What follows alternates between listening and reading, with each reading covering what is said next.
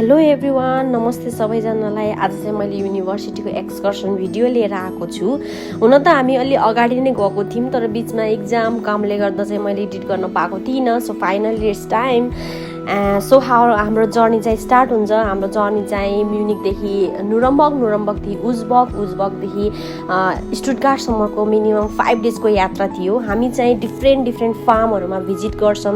Vegetable farm, fruit farm, cut flower farm, botanical garden, cemetery gardening, research centre, Selecta, ornamental breedings and also tree nursery र फार्महरूमा मात्र visit नगरेर हामी LED light, यो चाहिँ हाम्रो एलइडी लाइटनिङ कसरी प्लान्टहरू लाइटभित्र कसरी मेन्टेन गरेको छ भनेर हाम्रो प्रोफेसरले, उहाँ चाहिँ मेन्टेन गर्ने, उहाँको चाहिँ ओनर, उहाँले चाहिँ हामीलाई एक्सप्लेन गर्दै हुनुहुन्थ्यो।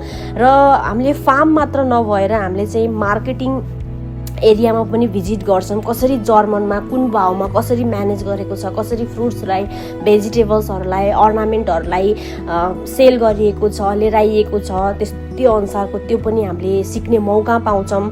र यति धेरै फार्महरू यसरी भिजिट गर्दाखेरि चाहिँ धेरै कुराहरू सिक्ने मौका पाइयो।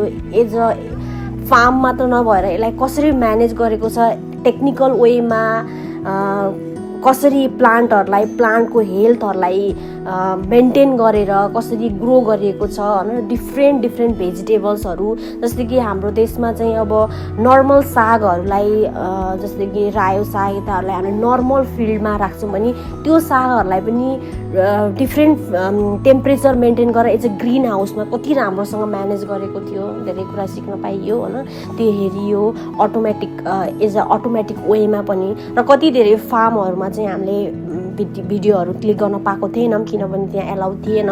त्यही पनि मैले सक्दो गरेको सबै क्लिकहरू चाहिँ लिएको छु। र यो चाहिँ बी फार्म थियो। मलाई चाहिँ के अलिकति अनौठो लाग्यो भने बी चाहिँ एकदम लजालु कि, लाइक जति यति चलाएको थियौँ तर त्यस्तो उनीहरूले केही टोकेकै थिएन कि, कति ज्ञानी भएर बसेको थिएँ। यो चाहिँ एप्पल फार्म थियो, जो चाहिँ मलाई मैले इन्टर्नसिप गरेको ग्रेप फार्मको याद आइरहेको थियो। हेर्दा कति सजिलो छ तर काम गर्दा टु मच एकदम गाह्रो छ। त्यही पनि गर्नु पर्यो, के गर्नु, फार्मर इट्स नट यसै विकसित भएको होइन।